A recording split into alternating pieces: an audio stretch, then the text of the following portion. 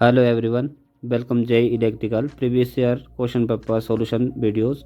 आज की ये वीडियो है HP SSB जय इलेक्ट्रिकल पोस्ट कोड 503। ये सीरीज ए का क्वेश्चन पेपर है। अगर आप इस चैनल पे फर्स्ट टाइम विजिट कर रहे हो तो चैनल को ज़रूर से सब्सक्राइब करें। चलिए स्टार्ट करते हैं। फर्स्ट क्वेश्चन में न्यूमेरिकल दिया है, जिसको हमने ऑलरेडी न्यूमेरिकल वाली वीडियो में सॉल्व किया है। तो इसका न्यूमेरिकल का क्वेश्चन पढ़ लेते हैं। इसके डायरेक्टली हम ऑप्शन पे जो राइट आंसर है उसको टिक करते हैं। तो इसका जो फर्स्ट क्वेश्चन दिया है उसको स्टार्ट करते हैं। A copper wire is stretched so that its length is increase by 0.1%। The percentage change in its resistance is, तो इसका राइट आंसर निकलेगा 0.2%। Second question is the resistance of wire of uniform diameter and length L is R. The resistance of another wire of same material but diameter 2D and length 4L will be। इसमें resistance निकालना है। इसको भी हमने numerical वाले video में solve किया है, तो इसका डायरेक्ट आंसर ही देख लेते हैं। इसका आंसर निकलेगा बी, इसका आंसर है आर। अब लेते हैं नेक्स्ट क्वेश्चन। ये भी न्यूमेरिकल है। जितने भी इस क्वेश्चन पेपर में न्यूमेरिकल है उसके लिए एक सेपरेट अलग से वीडियो बनी है, आप प्लेलिस्ट में जाके उसको देख सकते हैं। इसके लिए हम जितने भी न्यूमेरिकल है इस वीडियो में हम न्यूमेरिकल के सिर्फ आंसर ही देखेंगे और क्वेश्चन को पढ़ेंगे। चलिए स्टार्ट करते हैं। नेक्स्ट है a wire has resistance of 10 ohms। It is stretched by 1/3 of its original length, then its resistance will be. इसमें रेजिस्टेंस निकालना है। अगर किसी वायर का रेजिस्टेंस 10 ओम है और इसको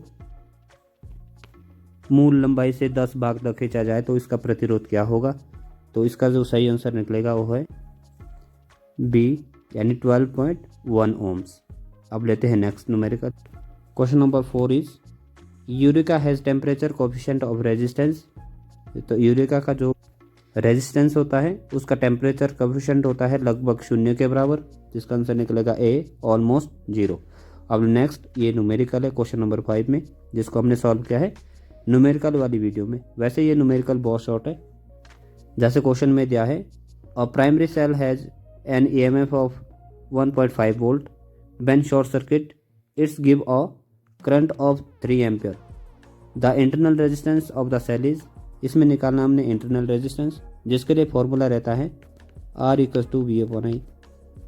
तो इस फॉर्मूले के अकॉर्डिंग भी आप इसको निकाल सकते हैं, क्योंकि 1.5 बाय जो रेजिस्टेंस करंट दिया है 3, जब हम इसको सॉल्व करते हैं तो हमारा आंसर निकल 0.5, जो है आंसर सी। अब लेते हैं next question. Question number 6 is an electrical fan and heater are mark 100 watt 220 volt and 1000 watt 220 volt respectively. The resistance of the heater is। इसमें जो फैन की वाटेज दिए है वो दी है 100 वाट और हीटर की वाटेज दी है 1000 वाट। इसमें पूछा है जो रेजिस्टेंस रहेगा, रेजिस्टेंस किस में ज़्यादा रहेगा। जैसे ऑप्शन में दे रखा है the resistance of heater is, क्या हीटर का रेजिस्टेंस क्या रहेगा। वैसे तो इसका आंसर ऐसे भी निकल जाता है, जिसकी जितनी ज़्यादा वाटेज रहेगी उसका रेजिस्टेंस उतना ही कम रहेगा। लेकिन अगर आप इसको सॉल्व करना चाहोगे तो इस फॉर्मूले से भी ये निकल सकता है R=V²/W। हमारे पास वोल्टेज सब में इक्वल है, एक जैसी दी है, और वाटेज अलग अलग दी है, तो इसके फॉर्मूले से भी आप निकाल सकते हैं जिसका रेजिस्टेंस ज़्यादा होगा वो इसका आंसर सही होगा। तो इसके अकॉर्डिंग जो इसका आंसर सही लग रहा है वो है सी, लेस देन जो हीटर रेजिस्टेंस है its resistance is less than the resistance of fan, answer C. अब लेते हैं नेक्स्ट क्वेश्चन। अब क्वेश्चन नंबर 7 भी एक न्यूमेरिकल है। 2 resistance are joint in parallel whose resultant resistance is 6/5 ohms. One of the resistance wire is broken and effective resistance become 2 ohms. Then the resistance of the wire that got broken is। इसमें resistance निकालना है उस wire का जो टूट के अलग हुई है। इसमें दिया हुआ है कि 2 रेजिस्टेंस है जो पैरेलल में जो जॉइंट है उसका रिजल्टेंट रेजिस्टेंस है 6/5 ohms। और जब एक रेजिस्टेंस वायर टूट जाती है तो उसका जो इफेक्टिव रेजिस्टेंस बचाता है वो है 2 ओम्स। जो रेजिस्टेंस होकर अलग निकला टूट के वायर, उसका वायर का रेजिस्टेंस निकालना है। तो जब हम इसको न्यूमेरिकल की वीडियो में जैसे सॉल्व कराए उस अकॉर्डिंग जब हम इसको सॉल्व करते हैं तो इसका जो राइट आंसर निकलता है वो निकलता 3 ओम्स। इसका आंसर निकलेगा बी। नेक्स्ट लेते हैं, अगला क्वेश्चन है। Question number 8 is a linear circuit is one whose parameter example resistance etcetera. Linear circuit वो सर्किट होते हैं जिसके पैरामीटर वोल्टेज और करंट के साथ चेंज नहीं होते हैं। इसका आंसर निकलेगा C, which parameter does not change with change the voltage and current. अब देखते हैं next. Question number 9 is find the Thevenin equivalent circuit to the left of the terminal Y X in figure. तो इसमें निकालना है VTH और RTH। इसको भी हमने न्यूमेरिकल की वीडियो में सॉल्व किया है। तो जो इसका राइट आंसर निकलेगा वो निकलेगा डी, VTH 10 वोल्ट और RTH 9 वोल्ट। अब लेते हैं नेक्स्ट क्वेश्चन भी न्यूमेरिकल है। What percentage of the maximum power is delivered to the load if load resistance is 10 time greater than the thevenin resistance of source to which it connected. अधिकतम power का कितना प्रतिशत load को deliver होगा यदि load का प्रतिरोध स्रोत जिससे यह कनेक्टेड है कि थेवेनिन प्रतिरोध से 10 गुना अधिक हो। तो इसका जो राइट आंसर निकलेगा वो निकलेगा डी, 33.06%। अब लेते हैं नेक्स्ट न्यूमेरिकल। नेक्स्ट भी ये न्यूमेरिकल ही है। नेक्स्ट क्या है, how much electrical energy in kWh is consume in operating 10-15 watt bulb for 10 hours in a day in a month of 30 days। इसमें एनर्जी कंजप्शन निकालनी है 30 दिन की, जिसमें 10 बल्ब दी है और जो प्रत्येक बल्ब है वो है 50 वाट के और 10 घंटे तक का इसका टाइम दिया है। ये तो शॉर्ट सा न्यूमेरिकल है। इसमें 10 बल्ब दिए है और प्रत्येक की वाटेज दी है 50 और इसमें टाइम दिया है 30 डेज का और पर हावर्स दिया है, दिन का दिया है इसमें 10 डिवाइड बाय 1000। जब आप इसको सॉल्व करोगे तो हमारे पास जो आंसर निकलेगा वो निकलेगा 150 सी। नेक्स्ट लेते हैं question number 12। We are given 3 bulb of 25 watt, 40 watt, 60 watt, which of them has the lowest resistance. इसमें से निकालना है जो गिवन वाटेज दी है सबसे कम रेजिस्टेंस किस में होगा। हमने क्वेश्चन नंबर 6 में भी डिस्कस करा है। जिसकी वाटेज सबसे ज़्यादा होगी रेजिस्टेंस उसका उतना ही कम होगा। बाकी आप इस फॉर्मूले से निकाल सकते हैं I=V²/W।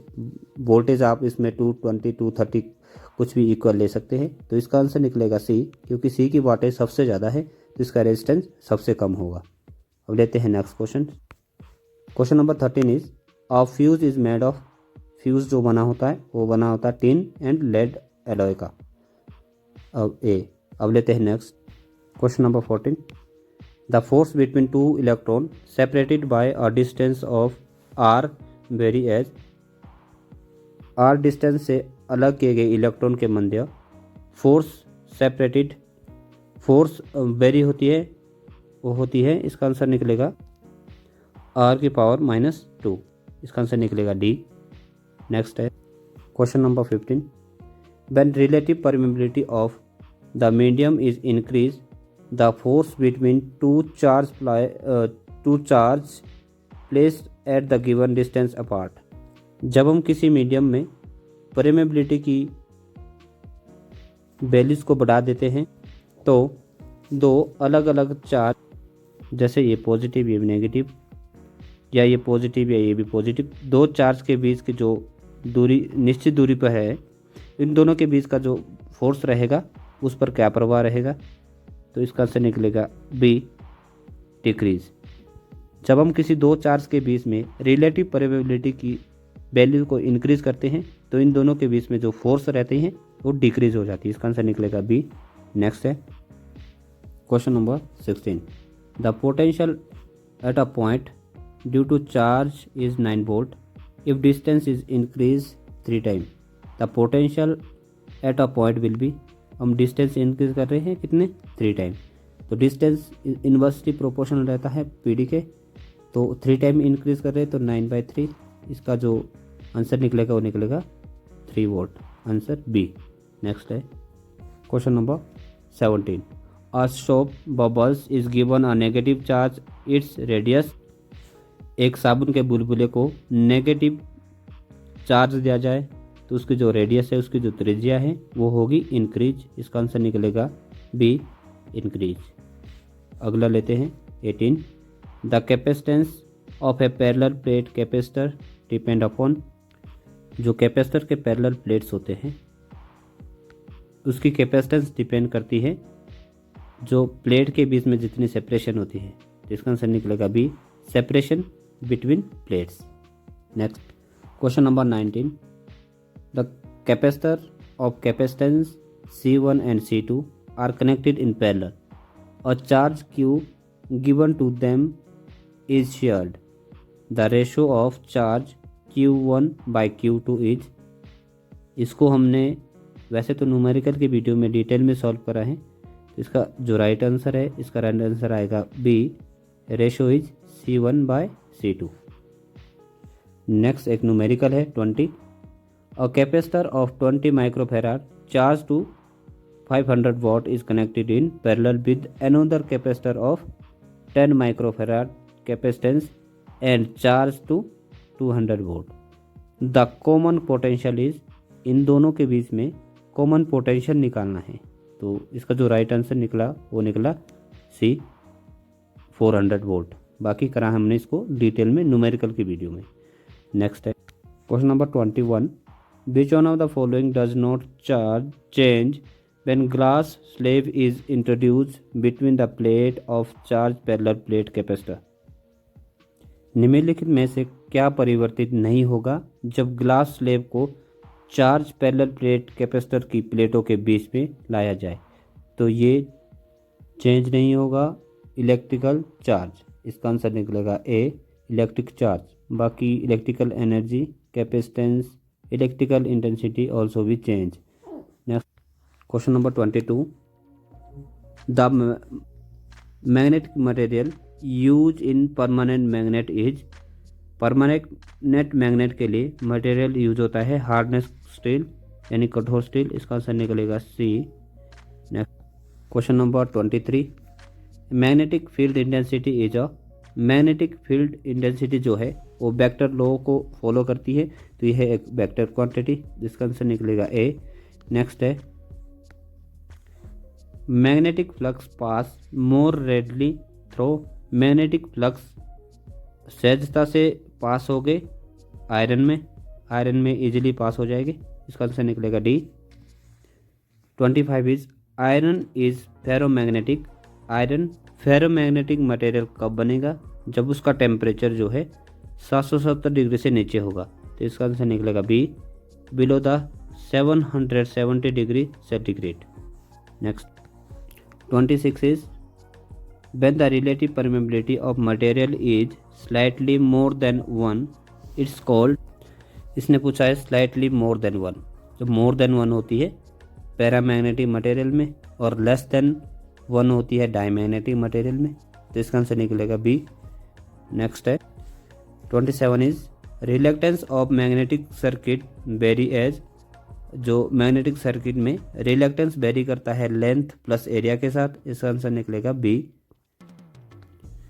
28 is the SI unit of reluctance is, reluctance की एसआई यूनिट होते हैं एम्पीयर टर्न पर वेबर, इसका आंसर सही आंसर है A. Question number 29, MMF in magnetic circuit corresponding to dash dash in electrical circuit, जैसे MMF magnetic circuit में होता है तो सेम वैसा ही ईएमएफ होता है इलेक्ट्रिकल सर्किट में, इसका आंसर निकलेगा डी ईएमएफ। मैंने इसी तरह के रिलेशन जैसे इलेक्ट्रिकल सर्किट में है करंट, उसी तरह मैग्नेटिक सर्किट में है फ्लक्स, इसी तरह के रिलेशन से रिलेटेड मैंने एक वीडियो अपलोड की है जो इलेक्ट्रिकल शॉर्ट नोट्स के नाम से हैं, आप प्लेलिस्ट में जाके उसको देख सकते हैं।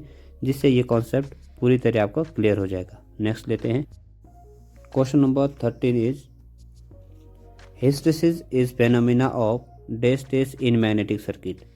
जो हिस्टेरिसिस होता है मैग्नेटिक सर्किट में हिस्टेरिसिस होता है, जो बी एच कर्व होती है, बी का एच से लैगिंग करना हिस्टेरिसिस कहलाता है। इसका आंसर निकलेगा A, lagging of B behind the H.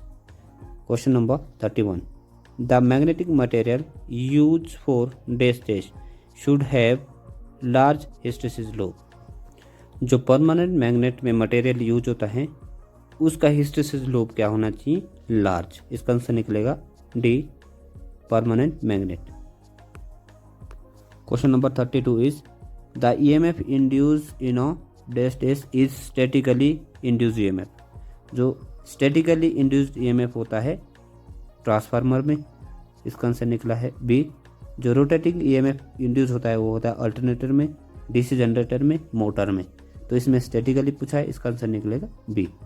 Question number 33 the EMF induced in a coil of N turn is given by. जो कॉइल में ईएमएफ इंड्यूस होता है वो होता है E equals to minus N D phi upon D T. E equals to minus N D phi upon D T. इसका answer निकलेगा C. Question number 34 a current of 2 ampere through a coil set of flux linkage of. अगर current 2 ampere है तो coil में जो flux set of linkage होगा वो होगा 2 हेनरी। इतना फ्लक्स जो है लीकेज होगा। Question number 35 if a coefficient of coupling between 2 coil is increase mutual inductance between the coils. अगर कोफिशिएंट को इंक्रीज करे बिटवीन 2 कॉइल में तो उसके बीच में जो म्यूचुअल इंडक्टेंस होगा वो भी इंक्रीज होगा। इसका आंसर निकलेगा ए। नेक्स्ट है question number 36 mutual inductance between 2 coil is 4 henry if current in 1 coil change at a rate of 2 ampere per second the EMF induced in a coil is. वैसे तो जो इसके लिए formula use होगा वो होगा back EMF equals to L D I upon D T. तो इसके अकॉर्डिंग इसका जो फॉर्मूला आंसर निकलेगा वो है 8 वोल्ट। बाकी इसको न्यूमेरिकल की वीडियो में हमने वैसे भी सॉल्व किया है। 37 is the specific gravity of electrolyte of lead acid cell is about 1.25 the cell is about dash dash charge. इसमें थोड़ा सा समझने की बात यह है कि अगर इलेक्ट्रोलाइट ये किसी भी सेल की इलेक्ट्रोलाइट की स्पेसिफिक ग्रेविटी दी है 1.13 तो वो है डिस्चार्ज। थोड़ा लिखने में इसमें दिक्कत हो रही है। अगर स्पेसिफिक ग्रेविटी दी है 1.19 तो वो है 25% चार्ज। अगर स्पेसिफिक ग्रेविटी दी है 1.22 तो वो है 50% चार्ज। अगर स्पेसिफिक ग्रेविटी दी है 1.25 तो वो है 75% चार्ज। अगर स्पेसिफिक ग्रेविटी दी है 1.28 तो वो है 100% चार्ज। बाकी इसको हमने न्यूमेरिकल की वीडियो में भी एक्सप्लेन करा है। तो हमारे पास दिया है 1.25 तो ये है 75% चार्ज। 75% चार्ज। अब लेते हैं next question number 38 the commercial lead acid cell has 15 plates the number of negative plate will be। एक लेड एसिड सेल दिया है जिसमें टोटल दी है 15 प्लेट्स। तो हमने नेगेटिव प्लेट निकालनी है। हमें पता है नेगेटिव प्लेट्स होती है मोर देन पॉजिटिव प्लेट्स। अगर इसमें नेगेटिव प्लेट्स टोटल प्लेट्स है 15 तो नेगेटिव प्लेट होगी 8 और पॉजिटिव प्लेट होगी 7। तो नेगेटिव प्लेट होगी इसमें 8। इसका आंसर रहेगा डी। नेक्स्ट न्यूमेरिकल है, जिसको करा है हमने सॉल्व न्यूमेरिकल की वीडियो में। इसमें दिया है इन LCR series circuit the capacitance is charge from C to 4C for the same resonant frequency the inductance should be charge from L to, तो इसका जो आंसर निकलेगा वो निकलेगा L/4, आंसर डी। अब लेते हैं next 14। In a parallel AC circuit power loss is due to, जो पैरेलल AC सर्किट होते हैं वो होता है कंडक्टेंस के कारण, ओनली कंडक्टेंस। इसका आंसर निकलेगा A, only conductance. Next question number 41। The torque on the rotor of 3-phase motor is more constant than that of the single phase motor because, जो टॉर्क होता है 3-phase मोटर का वो constant रहता है as compare to single phase motor, क्योंकि जो torque जो रहता है, सबसे पहले टॉर्क का रिलेशन देख लेते हैं। टॉर्क जो रहता है वो डायरेक्टली प्रोपोर्शनल रहता है करंट के, और टॉर्क डायरेक्टली प्रोपोर्शनल रहता है पावर के, और टॉर्क डायरेक्टली प्रोपोर्शनल रहता है V² in case of induction machine, induction motor. तो जो 3-phase में रहता है वो पावर कांस्टेंट रहती है, जिस वजह से टॉर्क कांस्टेंट रहता है। इसका आंसर निकलेगा C, 3-phase power is of constant value. Next question number 42। For the same rating the size of 3-phase motor will be डेस्ट इज सिंगल फेज मोटर। अगर सेम रेटिंग की दो मशीन्स दी है, दो मोटर दी है, एक है सिंगल फेज और एक है 3-phase, तो जो साइज रहेगा वो 3-phase मोटर का रहेगा less than that of single phase. Question number 43 is the identically resistance connected in star consume 400 watt. If the resistance are connected in delta across the same supply, the power consumed will be, अगर power star में दी है तो star में जो power रहती है, power in star वो रहती है 3/P, और डेल्टा में पावर रहेगी इक्वल टू 3 × P। तो 3 × P इसमें डेल्टा में पूछी है, तो डेल्टा में रहेगी 3 × 400 यानी 12,000 वाट। नेक्स्ट क्वेश्चन है question number 44। In general fluid friction damping is not employed in indicating instrument although and one can find its use in, जो इंडिकेटिंग टाइप इंस्ट्रूमेंट होते हैं उसमें हम फ्लूइड फ्रिक्शन डैम्पिंग का यूज़ नहीं करते हैं। तो फ्लूइड फ्रिक्शन डैम्पिंग का यूज़ किस में करते हैं, जो गिवन दिया है इसमें से हम फ्लूइड फ्रिक्शन डैम्पिंग का यूज़ करते हैं केल्विन इलेक्ट्रोस्टैटिक वोल्टेज में, वोल्ट मीटर में। इसका आंसर निकलेगा D. Question number 45। If current through a operating coil of moving iron instrument is doubled the operating force become, जो टॉर्क रहता है मूविंग आयरन इंस्ट्रूमेंट का, टॉर्क डायरेक्टली प्रोपोर्शनल रहता है I² का। तो अगर करंट को डबल किया जाए तो ऑपरेटिंग फोर्स क्या होगी, वो 4 टाइम डबल हो जाएगी। इसका आंसर निकलेगा बी, 4 टाइम्स। नेक्स्ट है 46।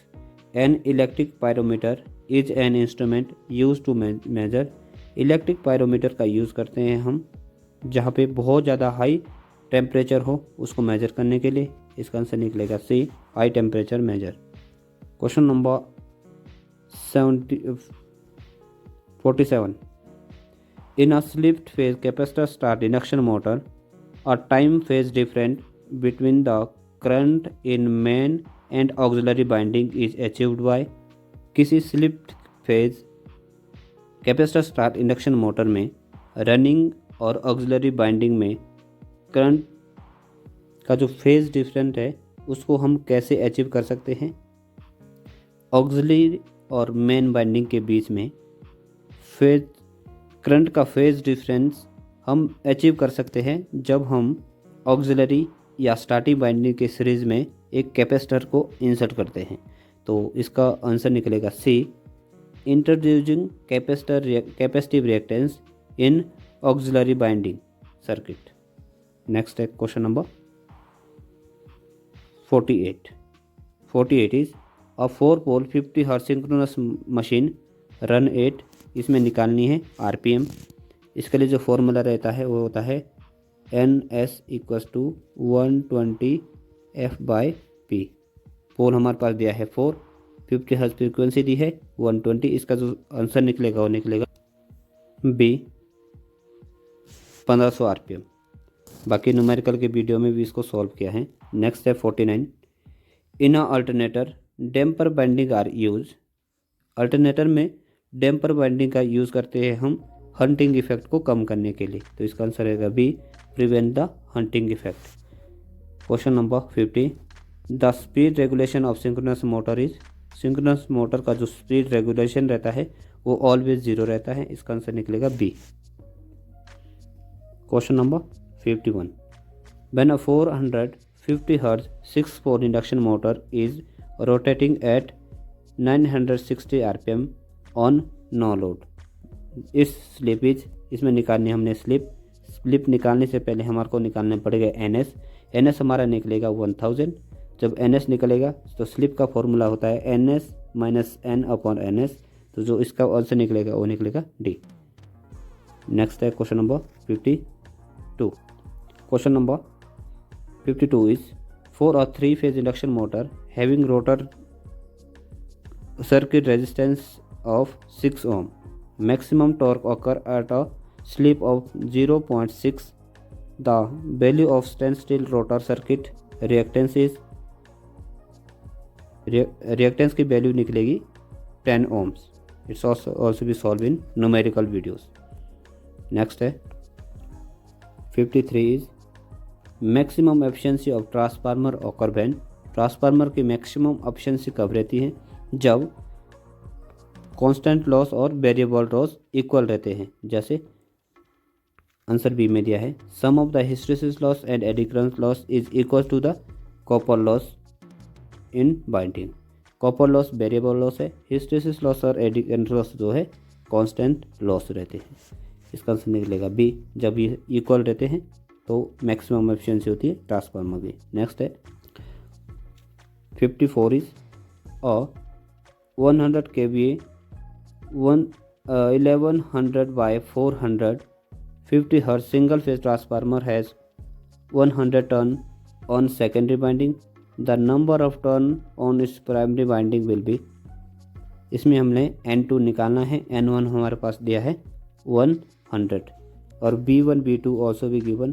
जिसका फॉर्मूला रहता है V2/V1 = N2/N1। इसके अकॉर्डिंग इसको निकाल सकते हैं। बाकी न्यूमेरिकल के वीडियो में तो हमने इसको सॉल्व किया ही है। सॉल्व करने के बाद इसका जो आंसर निकलेगा वो निकलेगा बी, 275 टर्न्स। नेक्स्ट है question number 55, the commutator segment of DC machine are made up of. जो कम्यूटेटर सेगमेंट होते हैं वो कॉपर के बने होते हैं। कैसा कॉपर? Hard copper. इसका आंसर निकलेगा B, hard drawn coppers. Next है question number 56 is the induced EMF in the armature of lap binding 4 pole DC machines having 100 armature current rotating at 600 RPM with 1 Weber flux per pole। तो इसमें जो हमने निकालना है, इसमें निकालना है EMF, इंड्यूस्ड EMF। इसका जो फॉर्मूला रहता है EMF इक्वल टू रहता है ZNP फ्लक्स अपॉन 60 × A। इसको न्यूमेरिकल की वीडियो में हमने ऑल्सो सॉल्व करा है। तो इसका जो आंसर निकलेगा वो है A, 1000 वोल्ट। नेक्स्ट है 57, in a DC machine interpole are use. Interpole का यूज़ करते हैं हम DC मशीन में आर्मेचर रिएक्शन को कम करने के लिए। इसका आंसर निकलेगा A, neutralize the effect of armature reaction in the interpole region. अब नेक्स्ट लेते हैं। Next question is 58 is a DC series motor should always be started with load because जो डीसी सीरीज मोटर है उसको हमेशा load पर ही क्यों चलाना चाहिए, क्योंकि इसकी जो स्पीड होती है वो बहुत ज़्यादा हाई रहती है। तो इसका आंसर निकलेगा A, at no load will be rotate at a dangerously high speed. Next question लेते हैं 59। Common emitter amplifier is characterized by, common emitter amplifier को हम कैरेक्टराइज कर सकते हैं by the single phase reversal से। यह सिंगल फेज रिवर्सल एम्पलीफायर है, इसका आंसर है सी। नेक्स्ट है question number 60 is the main use of class C amplifier is, class C amplifier का सबसे ज़्यादा यूज होता है कम्युनिकेशन में, जो साउंड इक्विपमेंट वगैरह होते हैं। इसका आंसर निकलेगा सी, इन कम्युनिकेशन साउंड इक्विपमेंट्स। और नेक्स्ट है question number 61। Question number 61 is silicon is invariably use in the manufacture of junction photodiode because, junction photodiode में सिलिकॉन का सबसे ज़्यादा यूज होता है, क्यों? क्योंकि यह इसका जो करंट होता है, सबसे पहले इसका जो करंट होता है वो सबसे कम होता है, और दूसरा यूज होता है ये हीट जो है बहुत कम जनरेट करता है। तो इसका आंसर निकलेगा बी, इट्स थर्मल जनरेटेड माइनोटिक करंट इज एक्सट्रीमली स्मॉल। तो आज की वीडियो में इतना ही। नेक्स्ट वीडियो में हम जो बचे हुए सारे जैसे 62 से लेकर 120 तक के सारे क्वेश्चंस को कवर करेंगे। तब तक के लिए मिलते हैं नेक्स्ट वीडियो में। Thank you. अगर आप इस चैनल में नए हैं तो ज़रूर से चैनल को सब्सक्राइब करें। Thank you watching this video.